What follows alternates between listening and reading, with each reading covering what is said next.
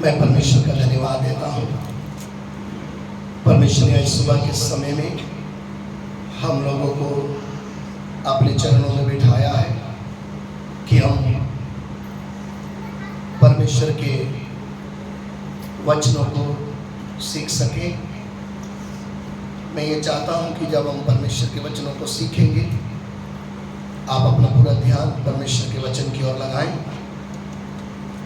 ताकि परमेश्वर अपने वचन के द्वारा हमसे बात कर सके। आमीन। आइए हम प्रभु के वचन से पढ़ेंगे। भजन संहिता 15 अध्याय उसका 1 वचन से हम लोग पढ़ेंगे।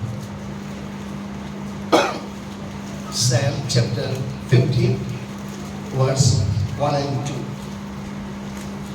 भजन संहिता उसका 15 अध्याय उसका 1 और 2 वचन से हम लोग पढ़ेंगे। हे परमेश्वर, तेरे तंबू में कौन रहेगा? तेरे पवित्र पर्वत पर कौन बसने पाएगा? वह जो खराई से चलता और धर्म के काम करता है और हृदय से सच बोलता है। हे यहोवा, तारा मंडप में कौन निवास करते? तारा पवित्र पर्वत में कौन बसे?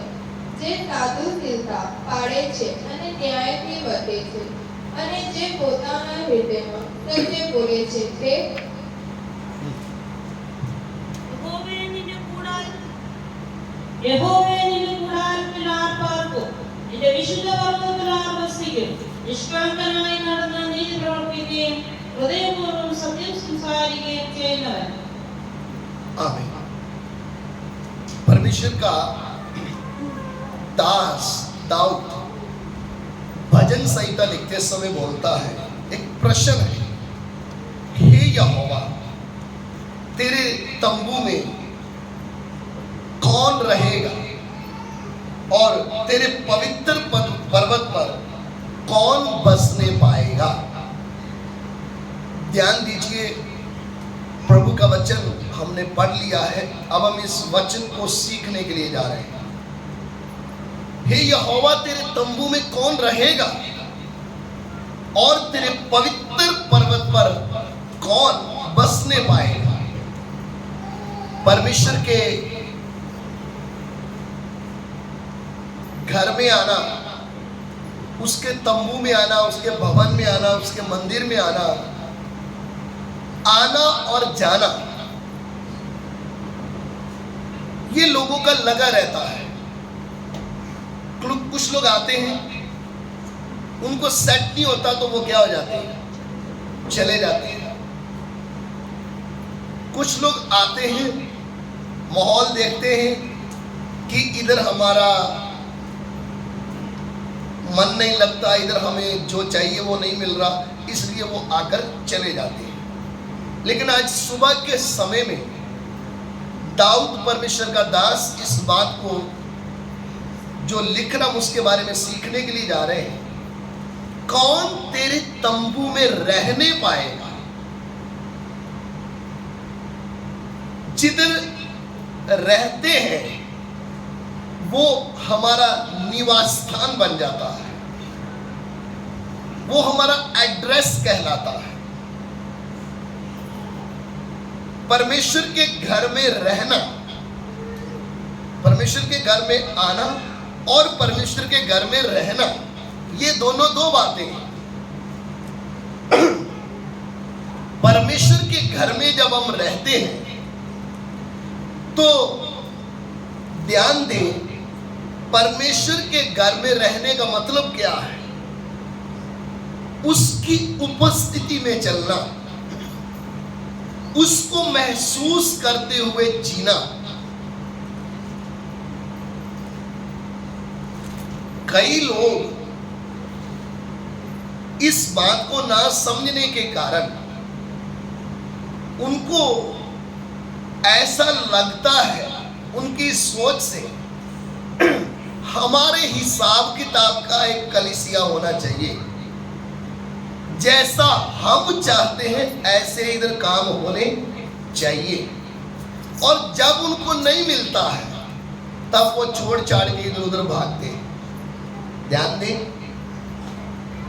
परमेश्वर का वचन जब हम सीखते हैं, परमेश्वर के तंबू में रहने का मतलब परमेश्वर की उपस्थिति में रहना है। क्योंकि परमेश्वर के साथ रहने का मतलब मैं उसको महसूस करना कि वो मेरे क्या है, साथ है। दाऊद पुराने नियम का एक संत है और ये उस पर्वत की बारे में बोल रहा है, उस तंबू के बारे में बोल रहा है जिस तंबू में परमेश्वर का, जिस तंबू को परमेश्वर का निवास स्थान करके बोला गया था।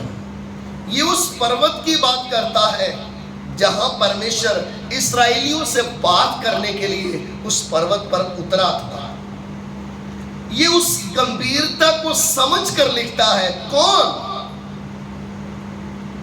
तेरे तंबू में रहने पाएगा। तंबू में रहने का मतलब निरंतर परमेश्वर से कनेक्टेड रहना, उसकी सेवा में उपस्थित रहना। प्रभु तू कभी भी मुझे अपने लिए क्या करेगा, बुलाएगा तो मैं तेरे लिए क्या हाजिर हूं। क्योंकि परमेश्वर के घर में रहना या प्रभु के घर में सेवा करना ये सबके वश की बात नहीं है। क्योंकि वो एक दुकान नहीं है, वो एक मॉल नहीं है, वो हमारा खुद का घर नहीं है कि जैसे तैसे हमने मुंह उठाया और चल दिए और बैठ गए जहां काम करना शुरू किया।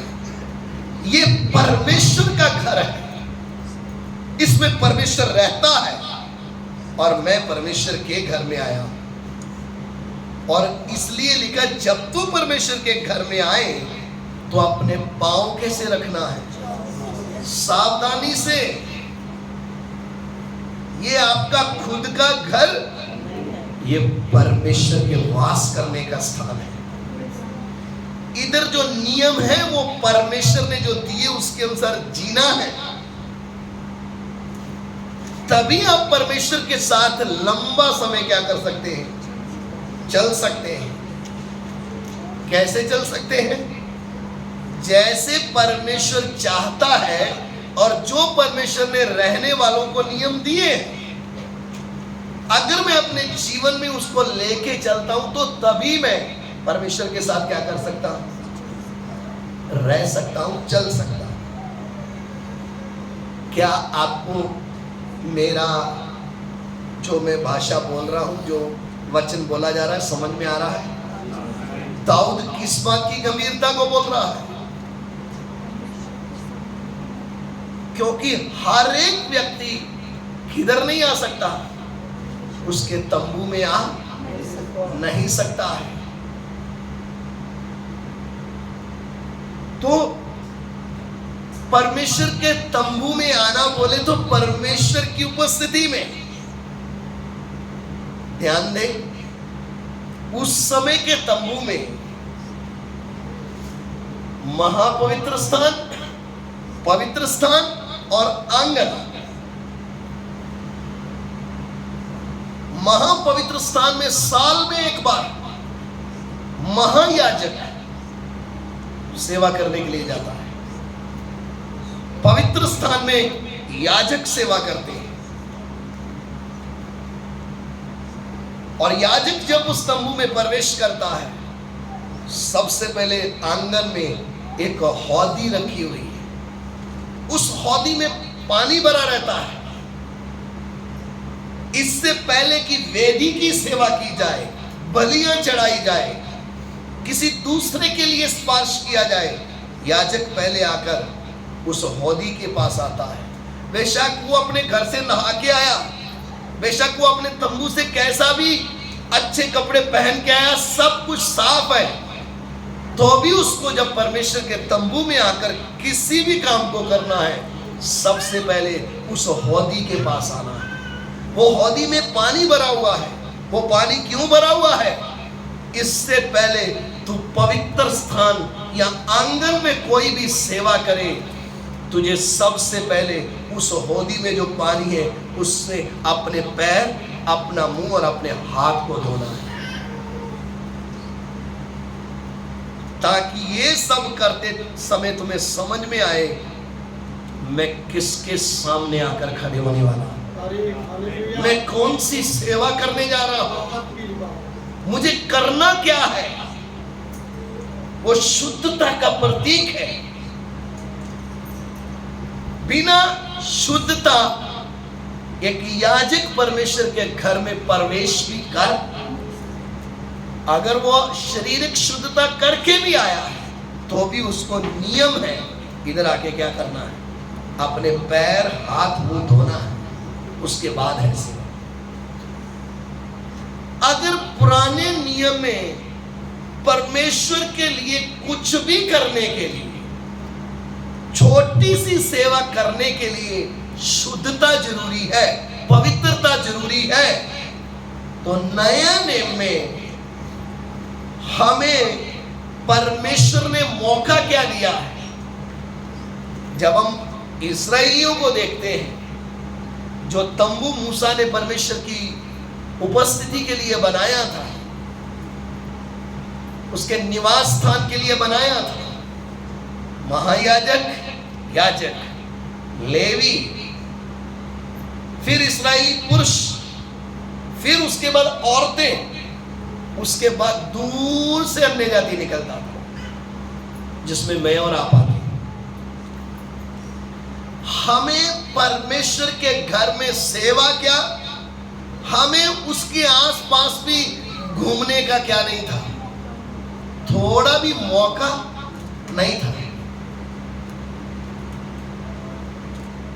हम कभी भी उस तंबू की सेवा कर ही नहीं सकते थे। हम उस पर पवित्र परमेश्वर की उपस्थिति में कभी चल ही नहीं सकते थे, क्योंकि अशुद्ध व्यक्ति उस पवित्र परमेश्वर के साथ चल नहीं सकता है। ये तो मेरे और आपके ऊपर ये परमेश्वर का अनुग्रह हुआ है, हमारी खूबी से, हमारी लियाकत से नहीं हुआ। यह परमेश्वर का अनुग्रह है, इसलिए हम आज उसके चरणों में आकर बैठे हैं। और परमेश्वर का अनुग्रह क्या, भजन संहिता 65 का 4 हम पढ़ेंगे।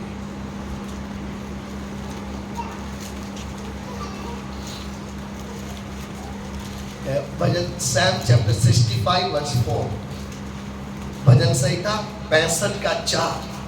നിന്റെ പ്രാകാരങ്ങൾ പാർക്കേണ്ടതിന് നീ തിരഞ്ഞെടുക്കപ്പെടുന്ന മനുഷ്യൻ ഭാഗ്യവാൻ. ഞങ്ങൾ നിന്റെ വിശുദ്ധ മന്ദിരമായ നിന്റെ ആലയത്തിലെ നന്മകൊണ്ട് തൃപ്തന്മാരാകും. જેને તું પસંદ કરીને પાસે લાવે છે, જે તારા આંગણમાં વસે છે, તેને ધન્ય છે. અમે તારા ઘરની એટલે તારા મંદિરના પવિત્ર સ્થાને ઉત્તમતાથી તૃપ્ત થઈશું. क्या ही धन्य है वह जिसको तू चुनकर अपने समीप आने देता है, कि वह तेरे आंगनों में वास करे. हम तेरे भवन के अर्थात तेरे पवित्र मंदिर के उत्तम उत्तम पदार्थों से तृप्त होंगे. आमीन। दाऊद परमेश्वर के मंदिर के लिए कितना उस गंभीरता को समझता है। बोलता है, क्या ही धन्य है वह पुरुष जिसको तू क्या करता है, चुनता है और अपने समीप आने का क्या देता है। क्या ये वर्ड आपके दिल में लिखा जाएगा? क्या ही धन्य है वह मनुष्य, वो व्यक्ति आशीषित है जिसको प्रभु तू क्या कर लेता है, चुनता है और अपने समीप आने का क्या देता है, मौका देता है। ये दाऊद से बढ़कर इस शब्द को और कोई समझ नहीं सकता है। क्यों? दाऊद बैतलहम वासी यशाई का बेटा, भेड़ बकरी चराने वाला,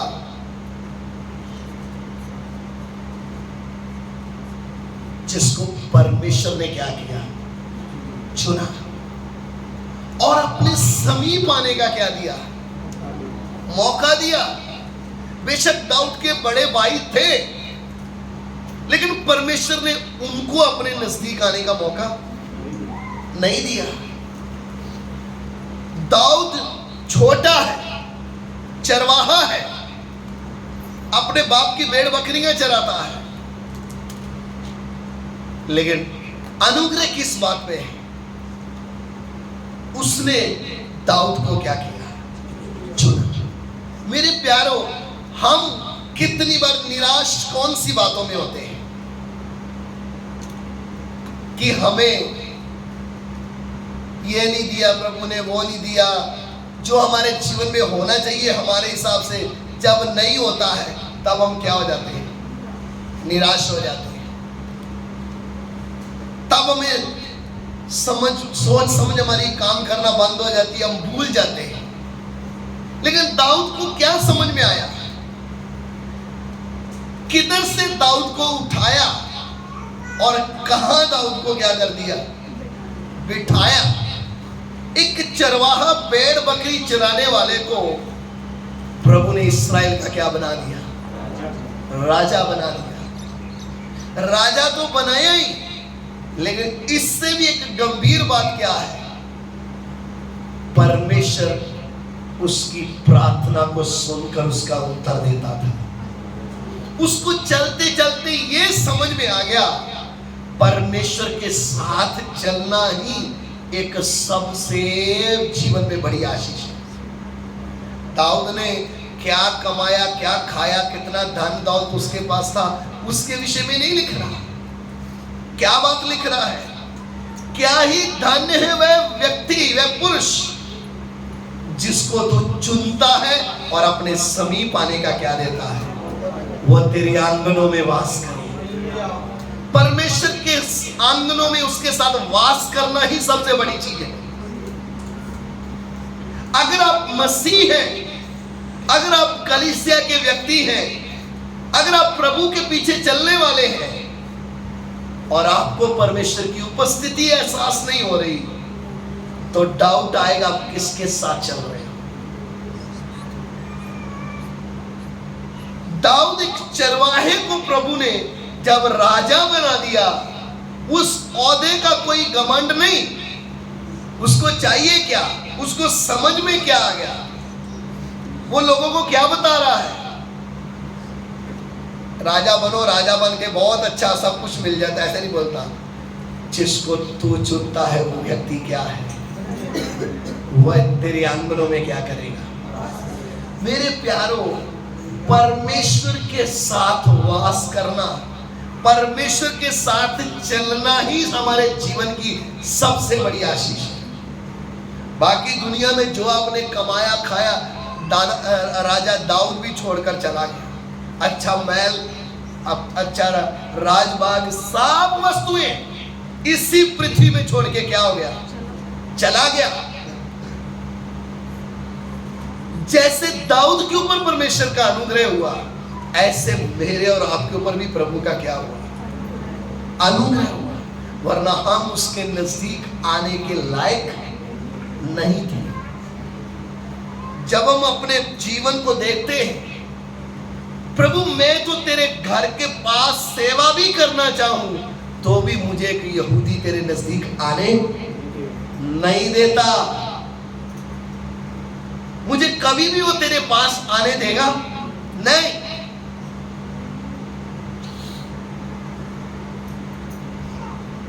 क्यों? वो अपने परमेश्वर को इतना प्यार करता है, किसी भी बात से मेरे परमेश्वर को क्या ना लगे दुख, और मैं और आप तो उसके आसपास भी कभी आ नहीं सकते थे। ये तो परमेश्वर का पवित्र प्रेम है, ये उसका अनुग्रह है कि आज हम उसकी उपस्थिति में आकर उसका धन्यवाद करते हैं, वरना मैं और आप कभी उस परमेश्वर के आसपास भी आ नहीं सकते थे। और उसने सिर्फ मुझे अपने पास नहीं बुलाया। ध्यान दे, जब हम परमेश्वर के वचन को पढ़ते तो दाऊद बोलता, धन्य वह है जिसको तू चुनता और अपने समीप आने का मौका देता है। लेकिन परमेश्वर का वचन इस बात के लिए गवाह है। प्रभु यीशु स्वयं कहते हैं, तुमने मुझे नहीं चुना परंतु मैंने तुम्हें क्या किया, चुना है। हमारे जीवन की सबसे बड़ी आशीष, हमारे जीवन की सबसे बड़ी मसीह जीवन में चलने की सामर्थ क्या है? मैं प्रभु के द्वारा चुना हुआ एक व्यक्ति हूं। अगर ये आपको अपने जीवन में समझ में नहीं आया तो आप मसीह जीवन में कभी चल नहीं सकते। आपको खुद ये समझ में आना है कि मैं परमेश्वर के द्वारा क्या किया गया हूं, चुना गया हूं। और चुनकर उसने मुझे क्या नहीं किया है, ऐसे ही नहीं रख दिया किसी कोने में। उसने क्या बोला है मुझे? जैसे दाऊद बोलता है, हे यहोवा तेरे तंबू में कौन रहेगा, तेरे पवित्र पर्वत पर कौन बसने पाएगा। ऐसे ही परमेश्वर ने मुझे चुनकर इधर उधर नहीं रखा, बल्कि मुझे अपना मंदिर बनाया है। मैं और आप परमेश्वर के निवास स्थान है, उसके वास करने का स्थान है। लेकिन प्रॉब्लम किधर है? हमने उसके निवास स्थान को अशुद्ध किया, इसलिए हमें उसकी उपस्थिति क्या नहीं होती है, महसूस नहीं होती है। इसलिए कितने आज मसीह लोग हैं, उनको सिर्फ रविवार 2-3 घंटे चर्च में हाजिरी लगाने जाना है। उनके जीवन में सिर्फ इतना ही है कि हाँ, हम प्रभु के पीछे चल रहे हैं, हम चर्च में जा रहे हैं, हमने जाके 3 घंटा जाके उधर हाजिरी लगा दिया, डाक बॉक्स के डब्बे में हमने पैसा डाल दिया, हमने अपना काम कर दिया। इस काम के लिए प्रभु ने आपको और मुझे नहीं चुना है। आपका शरीर उसका मंदिर है और इस मंदिर के द्वारा परमेश्वर की महिमा प्रकट होनी है। प्रभु यीशु ने क्या बोला? तुम जगत की क्या हो? ज्योति हो, और तुम्हारा उजियाला मनुष्यों के सामने चमकना है। तुम पृथ्वी के नमक हो, तुम्हारा स्वाद लोगों को आना है।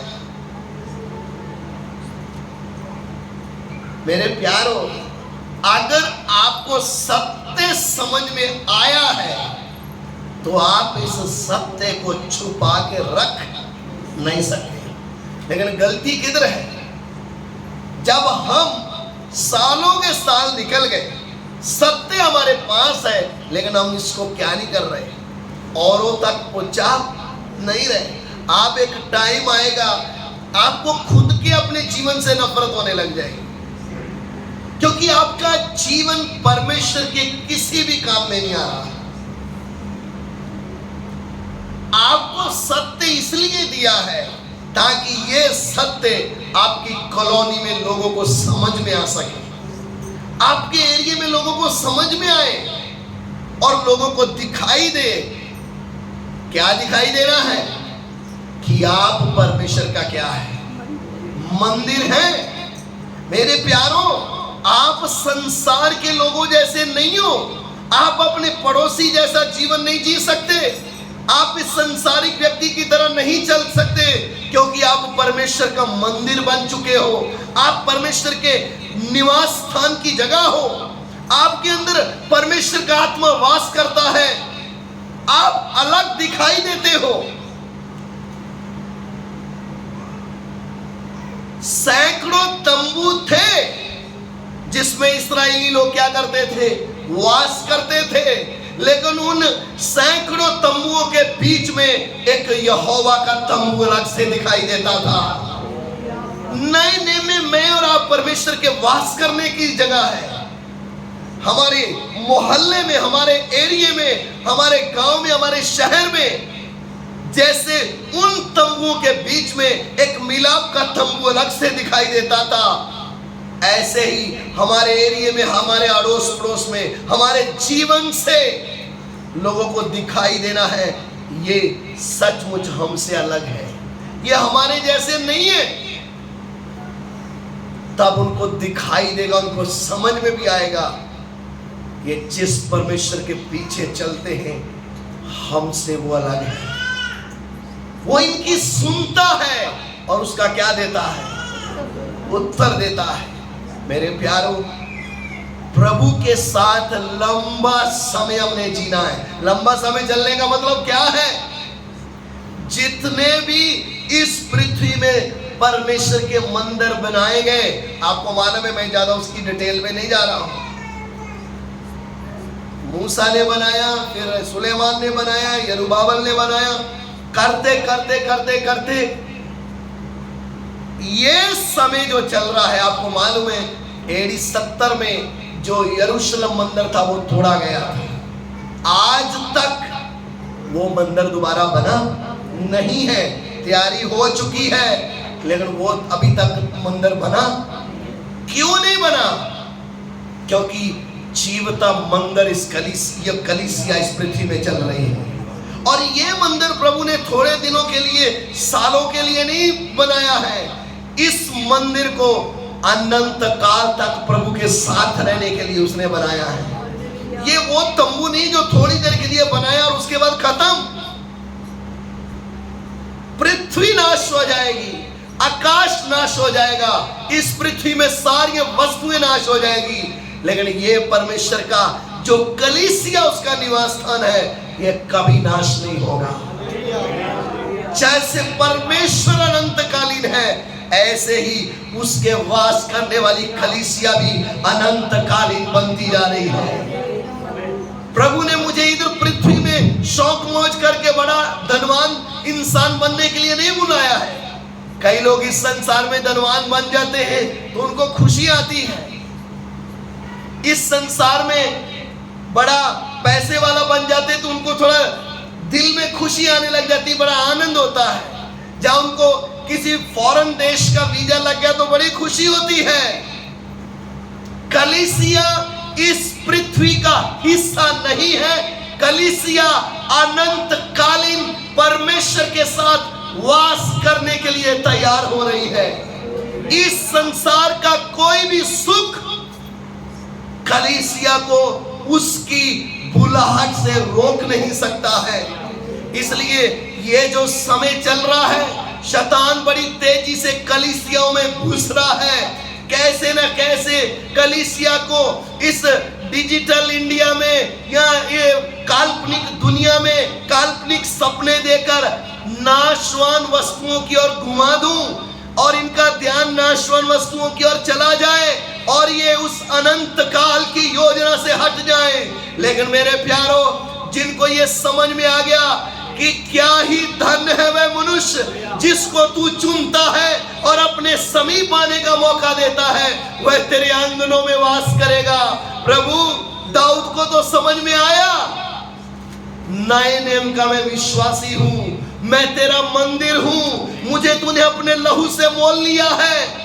मेरा लक्ष्य क्या है? आज तो मैं तुझे बिना देखे तेरी आराधना करता हूं। एक समय आने वाला है जब तू बादलों में एक अपनी कलीसिया को लेने आएगा, हम तुझे आमने सामने देखते हुए तेरी आराधना करेंगे। कलीसिया का जीवन, कलीसिया का प्रोग्राम इस पृथ्वी का नहीं है। वो अपनी कलीसिया को लेने आ रहा है। मैं उसका मंदिर हूं। दुनिया परमेश्वर को ढूंढने के लिए किधर किधर जा रही है, क्या क्या नहीं कर रही है। उस समय जब मैं परमेश्वर का मंदिर हूं, प्रभु उनका ध्यान इधर आ रहा है कि मुझे जीवता परमेश्वर चाहिए जो मेरे से बात कर सके। मनुष्य के हाथ का बनाया हुआ मनुष्य को कभी भी उद्धार नहीं दे सकता है, मनुष्य को शांति नहीं दे सकता है, छुटकारा नहीं दे सकता है। छुटकारा चाहिए तो इस दुनिया में एक ही नाम है, वो है प्रभु यीशु मसीह का नाम। प्रभु यीशु मसीह के अलावा पाप से उद्धार कोई कर नहीं सकता है। इसलिए ये बात मुझे समझ में आनी, प्रभु मैं तेरा मंदिर हूं और इस मंदिर को पवित्र रखने का काम प्रभु ने मुझे और आपको दिया है। एक समय था हम शुद्ध नहीं हो सकते थे, उसके लिए उसने क्रूस पर अपना पवित्र लहू बहाया और पवित्र लहू बहाकर उसने हमें क्या कर दिया है? उसने पवित्र कर दिया है। हमें पवित्र होना बाकी नहीं, हम पवित्र हो चुके हैं और अभी निरंतर पवित्र रहने का काम किसका है? इसलिए लिख के दे दिया है, जैसे तुम्हारा भुलाने वाला पवित्र है, ऐसे ही तुम अपने सारे चाल चलन में पवित्र बने रहो। पवित्र बनाया है और पवित्र बने रहने का काम मेरा और आपका है। उसके लिए है संघर्ष, उसके लिए है युद्ध, उसके लिए है सैक्रिफाइस, उसके लिए है यीशु का क्रूस उठाना। वो है कीमत। जब हम पवित्रताई के लिए परमेश्वर के पीछे चलते हैं, जब हम अशुद्धता के लिए उन लोगों से हट जाते हैं जो इस मंदिर को अशुद्ध करने की कोशिश करते हैं।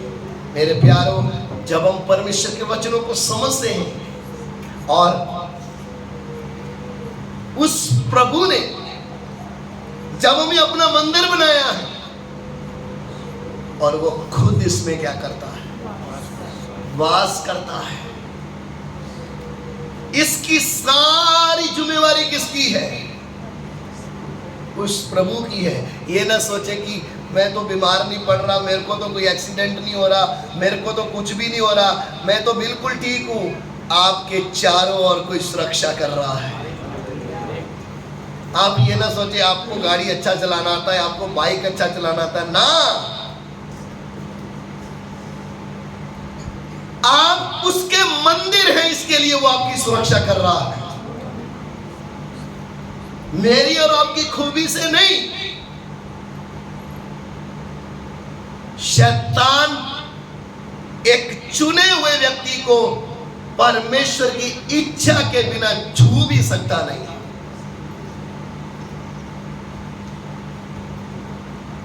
समझ में आ रहा है?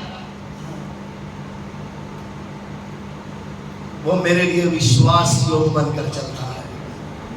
मेरा माँ, मेरा बाप, मेरा भाई, मेरा बहन, कोई मेरे लिए विश्वास योग्य नहीं है।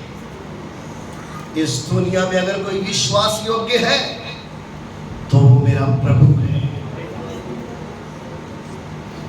मेरा काम उसके मंदिर की रखवाली करना है। ध्यान दीजिए, मैं और आप इस मंदिर को पवित्र रखने के लिए इसके क्या है? रखवाले हैं कि कोई भी अशुद्ध वस्तु से मैं इस मंदिर को क्या ना होने दूं, अब पवित्र होने ना दूं, अशुद्ध होने ना दूं। और इस मंदिर में रोज उसकी उपस्थिति हो, उसका मुझे क्या रखना है? ध्यान रखना है।